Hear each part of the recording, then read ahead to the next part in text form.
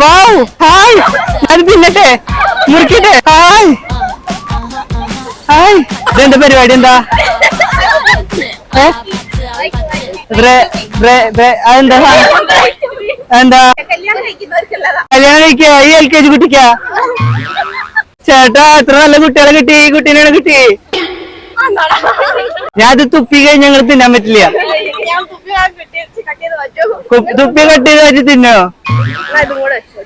ആ അതും കൂടി ഉരുത്തരോ അതും കൂടി തരുമോ